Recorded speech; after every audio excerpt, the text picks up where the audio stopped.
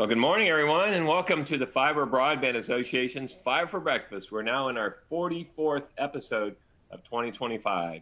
The year is going by very quickly. Before we kick off, I'd like to thank Wesco, the platinum sponsor of Fiber Breakfast, and I really appreciate Wesco's support of our program. So thank you, Wesco. In Washington, we are now on day 29 of the government shutdown and 40 days since the House of Representatives last voted. But despite the government shutdown and the FCC's suspension of its operation, the FCC held its open commission meeting yesterday, Tuesday, October 28th.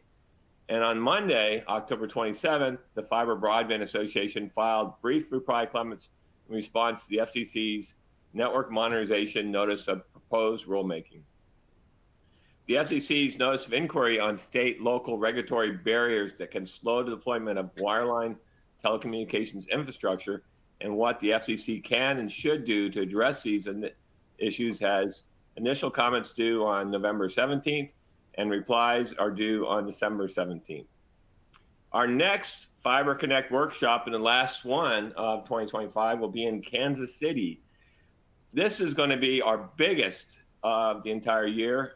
It's hard to believe because everyone seems to be the biggest, but this is standing room only. So Kansas City, I don't know what's going on. I guess Taylor Swift and Travis will make a appearance or something, but everybody wants to be there in Kansas City. So please join us on November 11th, and it's going to be a great regional event.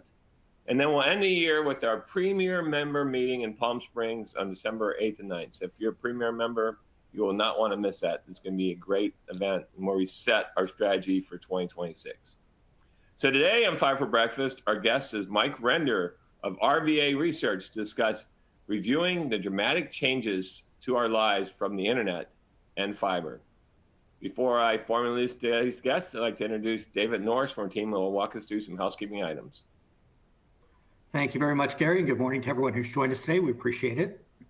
Before I go over the logistics, let's thank our platinum sponsor of Fiber for Breakfast once again, Wesco. Now, as participants, you are in listen-only mode today. To ask a question, please type it into the question box located within the control panel on the side of your screen. We will host a Q&A session with our panelists at the end of today's presentation. This presentation is being recorded and will be available on FBA's website within 24 to 48 hours. And you can find that recording in the Events tab under the Fiber for Breakfast option.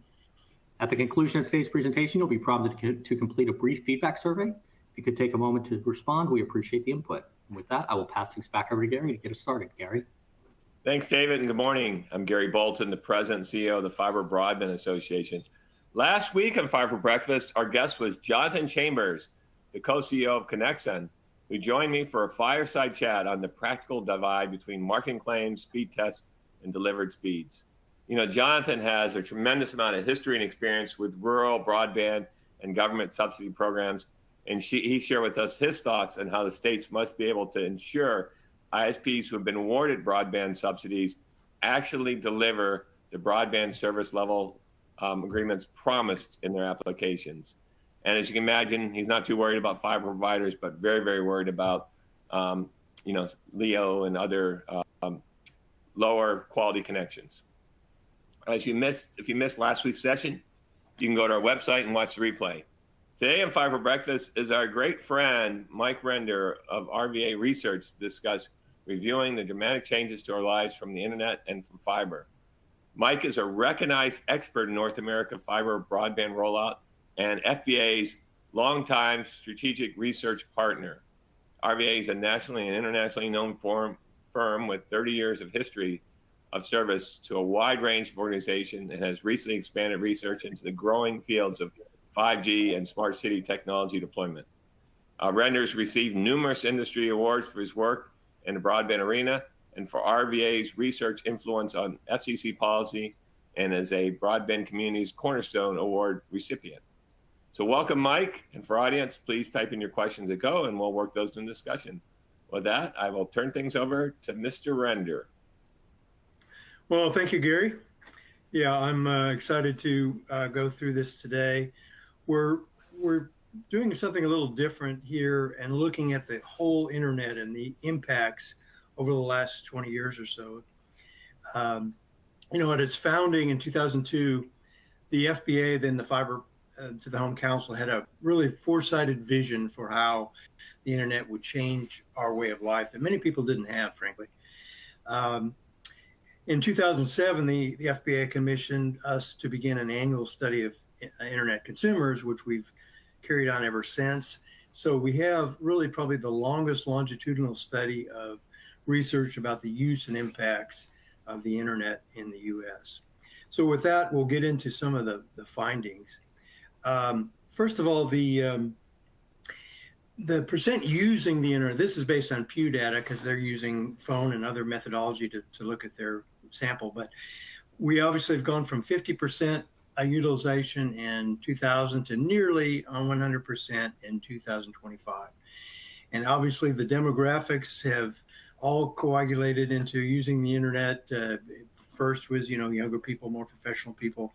Now almost people of every age, every ethnicity, and so forth are dependent and using the internet. We only have asked this question since about 2018, but how important is the high quality internet to your household? And the percent using very important during that time frame is increased from about 60% to about 75%. So every year it is considered more and more important. There was one data point from another source we had back in 2005 with a similar question, and that was about 45%. So you can see the importance, perceived importance, continues to increase every year. Here we're showing the commerce and well-being of different ways that people are using the internet. And as you can see, certain things such as one question, David, there's an icon that's blocking part of my slide here. Can I get that off somehow? I got it off, sorry. So commerce and well-being, online shopping and video, telehealth, things like that just continue to increase over time. Video telehealth has really taken off most recently, and generative AI, of course, just this year is taking off. We'll be doing some more work on that in the future, looking at the ways that generative AI is really being used by consumers in detail. But you can see it's changing everything from efficiency to effectiveness in the way we do things. And telehealth, of course, is really important to people in remote areas and certain demographics. In terms of entertainment and communication, also, streaming video is also really taken off in recent years. Nearly everyone is streaming things now. Social media, of course, continues to grow. Two-way video, something that seemed very futuristic back in the early days, video telephone. Now everyone is using it. And you can see the internet is both increasing our effectiveness, how well we can see our grandchildren or our kids or whatever, and also the efficiency, how efficient we are in our tasks day to day. Work from home started taking off in the early days of the internet, people working remotely. It really took off, of course, in the pandemic, and more and more people who could work. Not everyone could work from home among those who are working, but about 55% can, and of those, about 79% currently are working from home. And so this is very important and is changing the way we do business in the U.S. The same with home-based businesses is really taking off. And we'll see some more detail on that and the impact of entrepreneurship and home-based coming up. The throughput of the internet keeps increasing every year. As you can see on the left, data from OpenVault continuing to increase the amount of data that the average household consumes per month. And that keeps going up and up and up. And that's important. As you can see on the right-hand side, we did a paper about a year ago on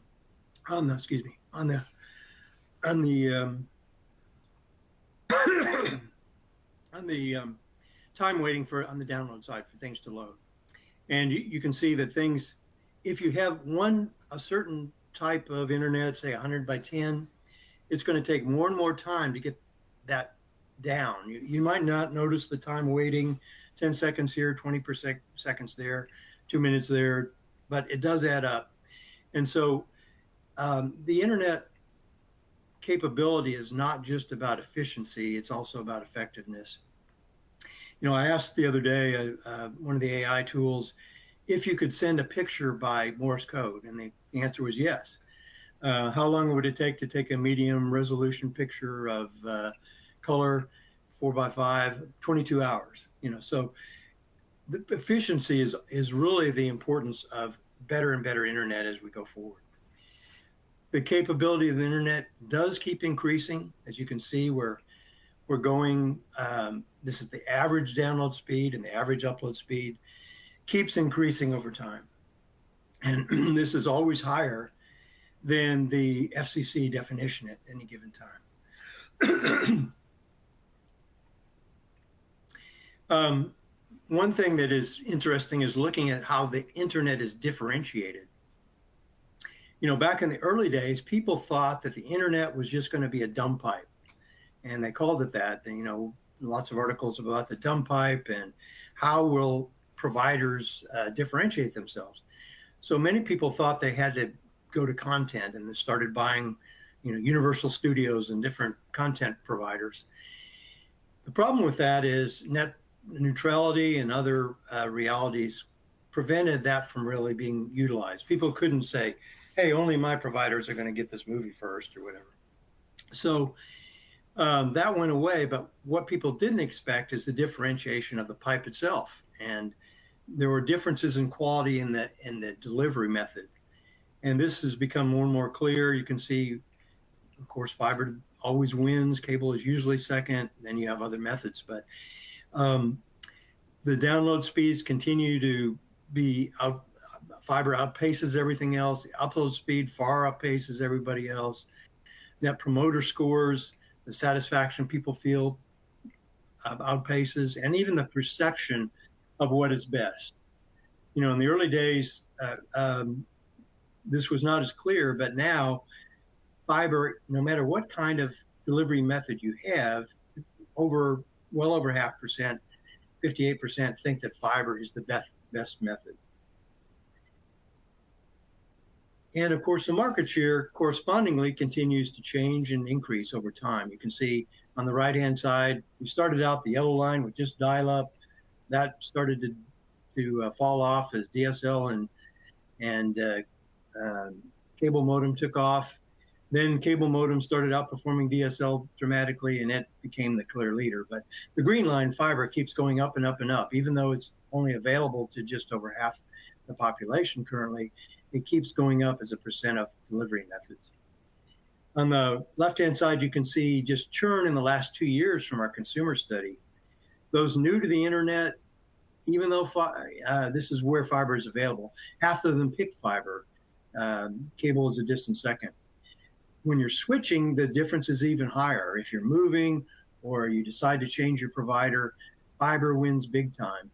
So as fiber becomes more and more ubiquitous, that market share change will only increase in acceleration for fiber, as we'll see.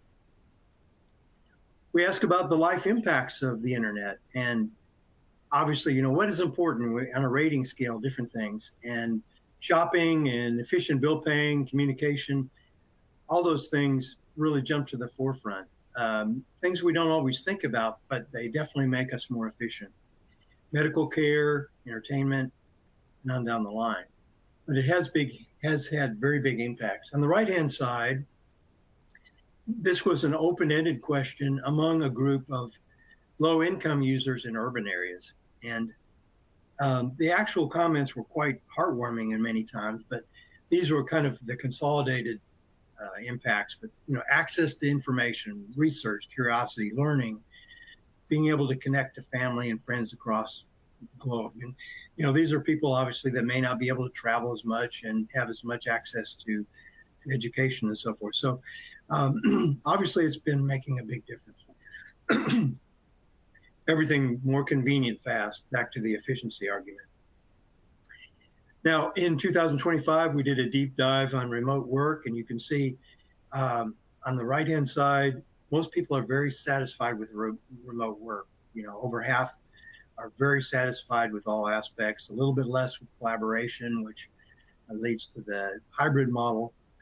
On the left-hand side, this is a cross tabulation. So the way you'd read this is among those who commute 1 to 10 miles on the bottom, 43% do, but those who commute over 40 miles, 68% do. So remote work is really helping where it is needed most in this case. And also it's obviously saving a lot of environmental impacts by reducing time on the road and carbon footprint. The next slide, looking at entrepreneurship, who works from home. On the left, you can see younger people much more likely, not work from home, but have a home-based business. Same with income, lower incomes, more likely to do so. Non-Caucasians, more likely to do so. I think this is very interesting. You know, in the past, entrepreneurship was difficult for people. If you lived in New York City, it was difficult to rent a shop or even get a permit for a cart. But now it's much more open, and it's having impacts on groups that could not access entrepreneurship before. And going to the next slide, we'll see that telehealth also, as most people are very satisfied with telehealth, it's a growing process. In this case, it's not necessarily helping those yet most in need of it, rural people, but that'll come. Part of it has to do with an older population in rural areas and less, being slower to learn new technologies, but that will change over time. Currently, the biggest aspect is, people using remote telemedicine to use the Mayo Clinic and that kind of thing. But the impact on the average American will obviously increase over time. So the view of the future, we see on the right, internet, fiber internet taking over as the leader probably in just about 2 or 3 years, based on the trends that we're seeing. We asked people on the left, what kind of things do you want to see in the future? Everything from, better interaction with tying in devices at your home, aging in place, safety, better monitoring of humans, and all this tied through the internet. Down to the bottom, teleporting using an avatar like robot from remotely and things. So obviously some of those things are important to everybody, as you can see on the chart there. At age 55, 65 plus, people are very interested in medical independence, not so much in using robots. But obviously some of the changes, just a taste, and we can't imagine what's coming next. Key findings: the internet's created unimaginable impacts to human life in almost all areas. The FBA actually got this early, as you can see on the quote below. They couldn't imagine at the time AI and AR and VR and so forth, but and those are only the beginnings of some of the things that'll change. The internet itself has changed dramatically. 1,000 times change in download speed since 2002. We don't always notice this, when we go from year to year, but 1,000 times. We used to think 1 megabit was a luxury. Now we think 1 gigabit's a luxury. But this continues to move every year. And again, the FBA got that as early as 2002. Currently, we think it's 250 kilobits, 6 kilobits is a luxury. In the future, however, many megabits per second will likely be a necessity, and they will become more symmetrical, which we're also seeing in the data every year from OpenVault and others. Upstream increases more than downstream. Finally, fiber has played a pivotal role. It's constantly pushing the ecosphere to higher performance. It's the leader that's pulling up the next runners. Secondly, it's creating the foundation for the backbone itself, and even creating the foundation for nearly every type of distribution. If you're using wireless, you're using fiber, 95% of the way. So, and this is a current quote, but fiber networks are the backbone enabling experience and ensuring our future is connected and equitable. With that, Gary, I'll turn it back to you for any questions. Mike, I always appreciate your research and great job on this, as always. So let's talk a little bit about AI. So up to a few years ago, AI wasn't really a thing, and now it's pretty much dominating everything. What do you anticipate the future of the internet as AI continues to really drive a big paradigm shift? Yeah, and even I can't, none of us can really fully imagine where it's going to go, but it's obviously making a big difference. People that are professionals now are using it every day. Obviously, it's going to change the need for backbone internet. More and more fiber is needed. The constraints to AI are not just semiconductors and energy and cooling and so forth. Fibers is a huge need for more backbone, but also that end-to-end connection to the consumer is really important to make this happen. But we can't imagine all the ways we'll be using it. But I used it even in the development of this presentation and for different things. It's for example, the example about looking at the Morse code delivery methodology. So I really can't answer your question, but I know it's going to be big. Well, so some research that came out this summer showed a perfect correlation between AI usage and the quality of your connection. So people on fiber were using AI. 75% of those subscribers are using AI daily. But as the quality of your connection diminished, where like say you're using cable or wireless or DSL or satellite, like satellite was less than 10%. So it really kind of emphasized why fiber is so critical to enabling AI. So when I think about how the model, the internet model is, basically you come to someone's website, you get information, and then they pay for that by putting ads and, being able to attract people to their website. When you use AI, which everybody's using now, rather than the web browser, they're doing AI searches. It scrapes all that information, so you never visit the website. That coupled with quantum networking, it seems like the whole model is going to change completely. Yeah, I think so. I think I'm not sure that websites will, many people say they'll totally disappear. I'm not sure that is the case. I think there are still people that want to dive deep into an organization and so forth, but it's definitely changing the way our average use of the internet and how we do things. Well, that's what I have to think with, the encryption on the internet today is at risk with the rise of quantum computing. Right. And so, we had Google on talking about network slicing to have better security. So when you do banking or whatever you need to, or if you're doing gaming and things like that. And, we certainly are going to have to leverage quantum networking to be able to make sure that we have these ultra secure communications. Again, fiber is going to be king. Things like satellite are going to be at high risk. Let's talk a little bit about telehealth. So I live on an island. My doctors are at Vanderbilt in Nashville, a gazillion miles away. So I rely on telehealth, and it's very difficult. The first thing when you come on a telehealth session, it says, tell everybody in the house to get off the connection so it doesn't interrupt your telehealth session. And when I was on cable, even with a 2 gig plan, and my connection would die, and I'd have to call the doctor back on the phone and not be able to even use the internet. So when you were showing that in rural areas, telehealth people haven't been able to take advantage of it where people need it the most. I have to think that's largely because of the quality connection, especially with the recent broadband subsidies that, kind of put the thumb on the scale against fiber to use lower quality connections. How's that going to impact the future of telehealth in rural America? Yeah, I mean, that's obviously part of the problem. I mentioned, the age differences, but certainly lower fiber use, which is true, lower fiber availability in rural areas versus other connections is certainly part of the equation as well.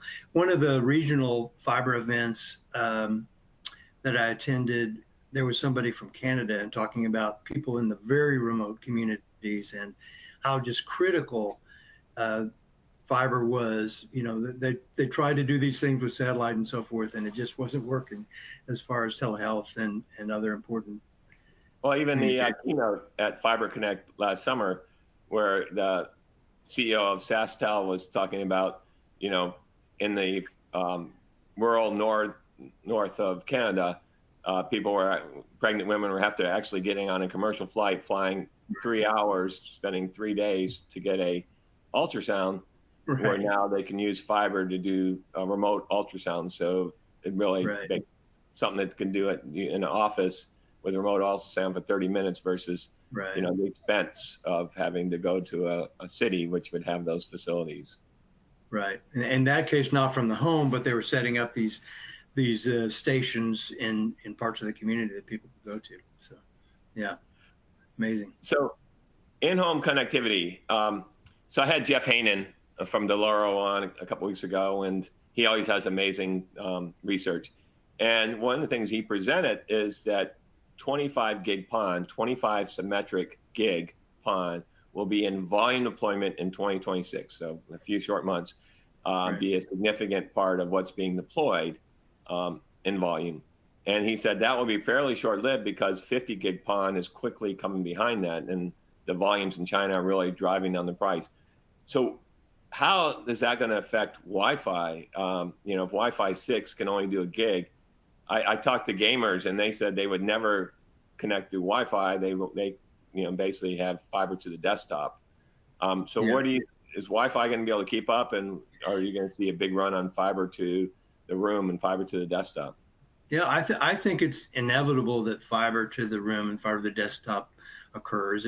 Most people are going to not realize that at this point in time, but we know that the only way to transmit higher frequencies, higher bandwidth, and wireless is go to higher and higher frequencies that have more and more difficulty going through walls and going shorter distances and so forth. So, Wi-Fi will always have a place, I don't doubt, but we really need to start thinking about new homes being built with fiber and really starting to offer the option, which I think some companies are just starting to do, of easily retrofitting your home with fiber to the room, or at least fiber for now to the floor or parts of the house or whatever. But that is definitely coming. Yeah. And, one of the things you always see on these speed tests, like electricity, sustained average speed is very misleading. And peak speed and low latency are really the key determinants of broadband performance. So what are you seeing? I mean, first of all, do you believe that peak speeds are everything? Yeah, absolutely. And also believe that, we can definitely see the performance degradation from Wi-Fi. We ask people how they're connected. Are they connected directly? Are they connected through Wi-Fi? And then how far away?